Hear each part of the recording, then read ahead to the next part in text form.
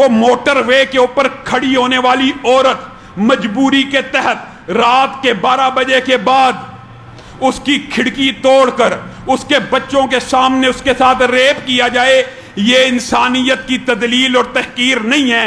اگر ان مجرموں کو کوئی مولوی مذہب پسند اسلام پسند یہ کہے گا سزائے موت پہ ٹانگ دو، لٹکا دو، چوک اور چوراہے کے اوپر ٹانگ دیا جائے، یہ جی انسانیت کی توہین ہے، سزائے موت نہیں ہونی چاہیے۔ معزز سامعین گرامی قدر، وطن عزیز کے اندر کئی سال سے، اب تو کئی سال کی بات آ گئی، کئی سال سے ریپ کے واقعات ہو رہے ہیں، چھوٹی بچیوں سے لے کر بوڑھی عمر تک کی خواتین کوئی بھی اس ہراسمنٹ سے محفوظ نہیں ہے۔ زینب کیس، زینب الرٹ بل، اسما کیس الرٹ بل، فلاں کیس الرٹ بل۔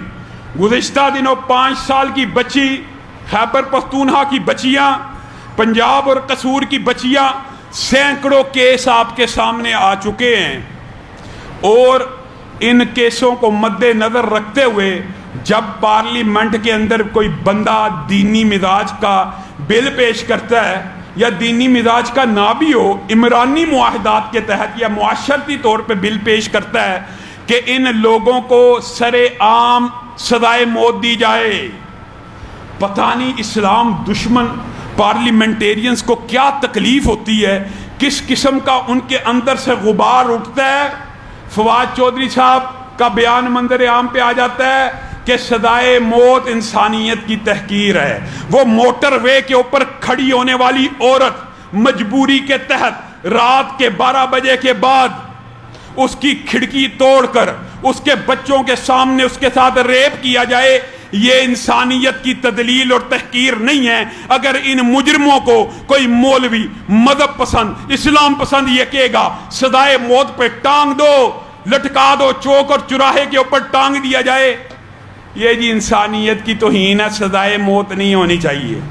مجھے بتائیے اس کام کے اندر جب بھی بل پیش ہوتا ہے، حیران کن بات یہ ہے اپنی طرف سے رائٹسٹ اور لیفٹسٹ کی تقسیم کرنے والی سیاسی پارٹیاں بھی جب بھی اس قسم کا بل پیش ہوتا ہے، مخالفت کی ہے کس نے؟ تحریک انصاف نے۔ مخالفت کی ہے کس نے؟ پیپل پارٹی میں۔ اگر یہ لیفٹ اور رائٹ کا مسئلہ ہوتا تو حمایت کون کرتا؟ نون لیگ۔ مخالفت کی ہے تو نون لیگ نے۔ یہ تینوں پارٹیاں جب بھی کوئی ایسا بل آتا ہے مخالفت کرتی ہیں، اور تقسیم کی جاتی ہے رائٹ اور لیفٹ کی۔ کوئی رائٹ لیفٹ نہیں ہے، یہ سارے دین کے دشمن ہیں۔ انہوں نے ثابت کر دیا ہے، جب شراب کا بل آئے، پی ٹی آئی کا ایک رکن تھا رمیش کمار ہندو، جس نے شراب کے خلاف بل پیش کیا، ساری پارٹیوں نے مخالفت کر دی۔ اب یہ سزائے موت کا بل پیش ہوا ہے، ساری پارٹیاں مخالف۔ اوے اللہ کے لیے، اگر تمہیں اسلام سے اتنی تکلیف اور درد ہے کہ تم سمجھتے ہو سزائے موت چوک اور چوراہے میں دینا اسلامی سزا ہے، اور کہیں اسلام غالب نہ آ جائے اور کہیں ایسا نہ ہو جائے، اتنا ڈرتے ہو تو اس کو کوئی اور نام دے دو، ہمیں پھر بھی منظور ہے۔ لیکن یہ ریپ کرنے والوں کی شریعت میں بھی یہی سزا ہے کہ ان کو ٹانگ دیا جائے۔ یقین مانیے پاکستان کے مسائل اس قسم کے بھی حل ہوں گے تو اس محمد عربی کے نظام کے ساتھ اور اس کی سیرت کے ساتھ حل ہوں گے کہ ایک مرتبہ یہودی گنڈے اپنی ہی مذہب کی ایک عورت کی عزت کے در پہ ہو گئے، اس نے بہت واسطے دیے، میں موسیٰ کو ماننے والی ہوں، میں تورات کو ماننے والی ہوں، تم بھی یہودی ہو، لیکن گنڈا صرف گنڈا ہوتا ہے، اس کا کوئی مذہب ایمان دین نہیں ہوتا۔ اس کے ہاتھ بڑھتے چلے گئے۔ اب اس بیٹی کے دل میں خیال آیا کہ اب میری عزت کو وہ بچا سکتا ہے جو کائنات کی ہر بیٹی کو فاطمہ کی نظر سے دیکھتا ہے۔ کہا واہ محمدہ، اے محمد صلی اللہ علیہ وسلم، آپ کے در عالیہ کے سامنے میری عزت کو لوٹا جا رہا۔ محمد صلی اللہ علیہ وسلم جن کو جس کی کملی کی وجہ سے کبھی یا ایھا المدثر کہا گیا، کبھی یا ایھا المزمل کہا گیا، وہ چادر لے کے آئے، اس بیٹی کے سر کے اوپر ڈالی اور کہا مدینہ میں میرے ساتھ رہنے والی ہے یہودی بیٹی، تو کسی یہودی کی بیٹی نہیں بلکہ محمد کی بیٹی ہے صلی اللہ علیہ وسلم۔ اور ہمارے ہاں وہ مجبور عورت کال کرے، اور ذرا موازنہ کرو، ذرا کمپیریزن کرو، کال کرے کس کو؟ تحفظ فراہم کرنے والے اداروں کو، کال کرے میں مشکل میں ہوں، جواب کیا ہے؟ یہ میری حدود نہیں ہے۔ تو تیری کیا حدود ہے؟ او خدا کا کوئی خوف ہونا چاہیے تھا۔ ایک مجبور بے بس مفلوق الحال بچی تجھے کال کر رہی ہے، میں ویرانے کے اندر کھڑی ہوں، پٹرول ختم ہو گیا ہے، تو بدبخت ایسا آگے سے کہہ رہا ہے یہ جی میرے حدود میں نہیں آتی۔ اور یہ تو اسلام کے بھی مزاج کے خلاف ہے۔ جب کوئی بندہ مصیبت میں گر جائے تم تب بھی حدودیں اور حدیں ناپتے پھرتے ہو کہ یہ بندہ میری حد میں آیا یا نہیں آیا۔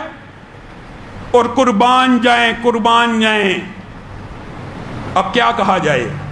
اگر شیخ عمر یہ بیان عام دنوں میں دیتے تو شاید میں ان کو مشورہ دیتا کہ آپ اس بیان کی بجائے پبلک اویئرنیس یہ پھیلائیں جو شریعت میں موجود ہے کہ کوئی عورت تنہا محرم کے بغیر شہر سے باہر نہ نکلے۔ یہ تو وہ کہہ دیتا، لیکن کہنے کا یہ وقت ہے۔ کہتے ہیں وہ رات کو 12 بجے نکلی کیوں تھی؟ اگر نکلی تھی پٹرول کیوں نہیں تھا چیک کیا؟ اگر پٹرول نہیں تھا موٹر وے سے کیوں گئی؟ اس طرح کے بیانات، یہ موقع ہے۔ اگر آپ پبلک اویئرنیس کے یہ بیانات دینا چاہتے ہیں تو بعد میں دیجئے کہ کوئی عورت اکیلی گھر سے نہ نکلے محرم کے بغیر، ہم بھی آپ کا ساتھ دیں گے۔ لیکن جس وقت ظلم ہو جائے، برپا ہو جائے، بجائے یہ کہ ملزموں کو پکڑا جائے، آپ یہ بیانات دینا شروع کرتے کہ وہ نکلی کیوں سے۔ یہ ہمارے معاشرے کا ظلم ہے۔ یہ حدود جی ہماری نہیں آتی، یہ حدود کس کی آتی ہے؟ یہ مسائل اگر آپ نے حل کرنے اور اگر آپ چاہتے ہیں تو یقین مانیے آپ سب کو بھی میں مخاطب ہو کے کہہ رہا ہوں، سیاست کے اندر ہوش سے ووٹ ڈالیے۔ آپ کا یہ نقطہ نظر ہے، آپ نے یہ نقطہ نظر پیش کیا ہوا معاشرے کے اندر، مولوی کا، نیک بندے کا سیاست میں کیا کام ہے؟ سیاست ہے ہی چوروں لٹیروں کا کام ہے، پھر آپ پریشان کیوں ہیں؟ پھر کرنے دیں ان چوروں لٹیروں کو حکومت اپنے اوپر۔ جب آپ چاہتے ہی نہیں کہ کوئی نیک بندہ، کوئی دیندار بندہ سیاست میں آگے آئے، اور اگر کوئی بات کر بھی لے، یہ جی مولوی سیٹ کے لیے اکٹھے ہو گئے ہیں، مولوی اسلام کے نام پہ نہیں، اسلام آباد کے نام پہ اکٹھے ہو گئے ہیں۔ اور تو بدبخت کارپوریشن کے لیے اکٹھا ہوتا ہے یا لوگوں کی صفائی کے لیے الیکشن لڑتا ہے، تو بھی سیٹ کے لیے الیکشن لڑتا ہے۔ یہ عجیب فلسفہ پیش کیا ہے سیکولر پارٹیوں نے مولوی کے خلاف، عجیب فلسفہ۔ یہ جی مولوی جو ختم نبوت کے اوپر اکٹھے ہوئے ہیں، یہ سیاست کے لیے اکٹھے ہوئے ہیں۔ سیاست مولوی کا حق نہیں ہے، تیرا حق ہے۔ سیاست کے لیے بالفرض اکٹھے ہو بھی گئے ہیں، یہ جی کرسی کے لیے، تو الیکشن کس کے لیے لڑتا ہے؟ الیکشن جیت کے تو کرسی نہیں حاصل کرتا؟ یہ سارے سیکولرزم کے فلسفے ہیں جنہوں نے آپ کے ذہن میں یہ بات ڈال دی ہے کہ نیک لوگوں کا سیاست کے ساتھ کام نہیں۔ اللہ رب العزت جو کہا گیا